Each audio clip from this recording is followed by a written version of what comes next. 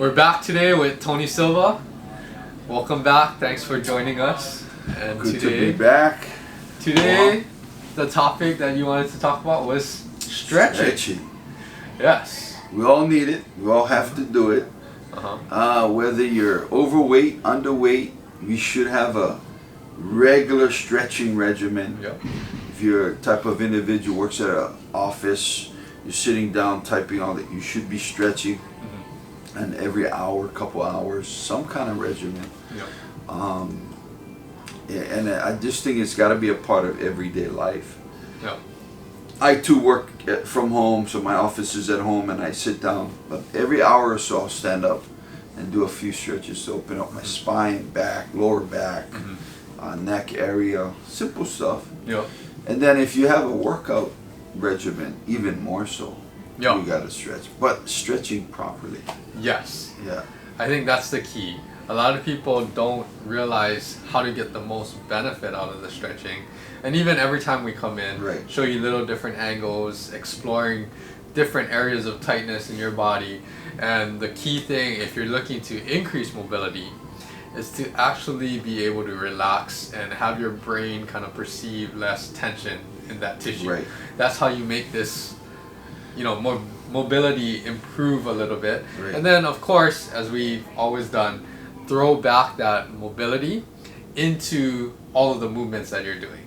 Right. So we need to make sure that you are using all of that mobility so that it stays and helps you move better. And everybody's mobility is different, so it could be from just your day-to-day life at home, mobility in and around the house, your mobility at work, whatever that would require, and then your mobility with exercises. Yes. So it's finding out what stretches are good for your exercises, work, home, and then putting that in. Now today, I roll out. I use a foam roller and I roll out on a regular. But today I learned about the soft little ball. You put it in key areas in the hips, inside thighs, and I didn't have to do much. You just had to sit on it. Yep. Yeah. And apply that ball to certain pressure points. Now what that does, open up the tissue, the muscles, and relaxes it for my mobility when it comes to running. Yes. But so all of us have different ways of life. We got to find out what's going to work for us. Yes, and I think that's the key thing right there, is that everyone's mobility restrictions or tightness, it's different based off of the activities you do, based off of how you move, and all of these other kinds of things. Right. And exactly what we did today, just a little while ago, is just doing the right things that work for your body, but also kind of stretching and mobilizing with a purpose. You have to have the right techniques, you have to do the right things and help your tissues actually release a little bit more. Yeah, I think for the most part, a lot of people, especially after exercise, I mean, let's face the facts, because I was once there. In Hawaii, in fact, around our US of A, majority of the people are overweight. And so you need to find a weight that's not only comfortable, because my particular weight, supposedly I need to be at 195. I would look sick if I was at 195. Yes. Honestly. So whatever that weight is, at getting there, you have to do it properly, and you have to find out the proper stretching to help you better ease into your exercises or your workouts. Now, most local people, when they work out, no need. Yeah. Andrew, I don't need stretch. I'm good, but I have a good workout. Yeah. It's fine, bro. Don't worry. Get on, man. It's good. Go home, eat dinner. Yeah. You know, and then the next thing you know, my back a little bit sore. Yep. Did you stretch out after your workout? Oh yeah, I never thought about it. In fact, did you stretch out after your workout the whole week? Oh no, not really. Yeah. Oh, how about stretching out? After you warmed up for your workout? Yeah. No. I feel I would catch it when I was in a shower. So I think stretching is the one thing that most people either forget about, or they just blatant. They just I catch them tomorrow. Yeah, I would agree. And you can look at some of the other interviews that I've done on my channel, but that's the first thing that everyone said. Yeah. And I can say even myself, before I became an athletic trainer, yeah, stretching was something that you never do. Right. Because it's not something that's emphasized, right. or it's not what's perceived as important. Yet mobility is super important for all types of movements, right. And that's kind of what you're saying, right. You know, even yourself too, probably before we did some of this stuff, you didn't stretch in these ways or with this type of intent.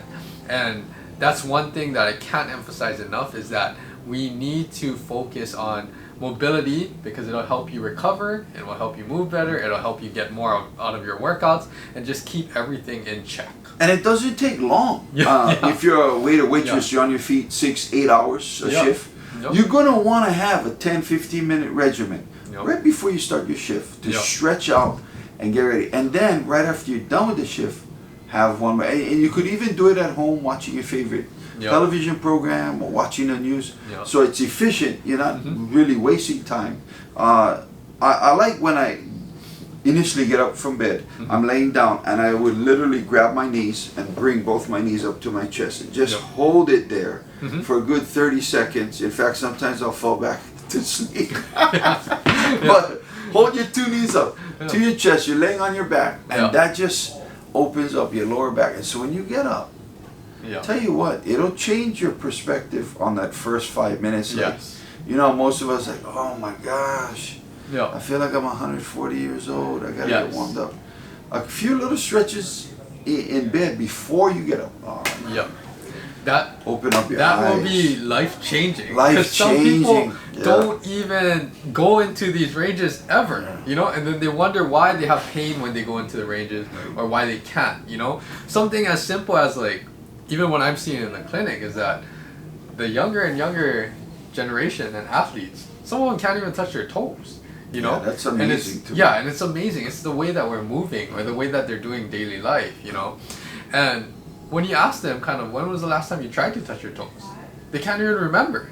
So if you don't ever go into that range, how do we expect to be able to go into that range when we need to?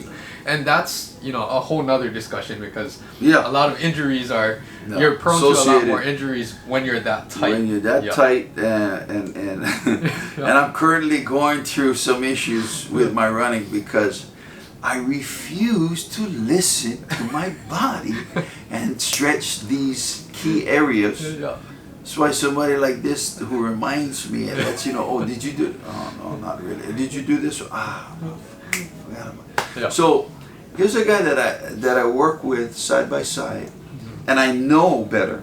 So what better way for you to find out what works and then put that into your daily regimen? But I do have to say, when you are stretching in front of other people around the office, you got to be careful. You know, sometimes you're sitting at your chair, you just reach over and touch your toes like that. You do that 10 times. Sometimes, boo, you know what I mean? You got to be careful. I mean, this kind of stuff happens pretty often, especially inside the clinic over here. You got, you know what I mean? If you get that cabbage, you know, that pork and cabbage, you gotta lay off on the stretching. Gotta watch out. There's a right time and place. There's a time and place for everything. You go with the pork and cabbage. Maybe stretch after tomorrow. Tomorrow, maybe. Yeah. But hopefully that helps you out, people. You just be mindful. I think more times than not, we refuse not to stretch. Make sure you put that in your daily regimen. Hey, if we're making our kids do it in sports and PE and stuff, they always warm up and they stretch.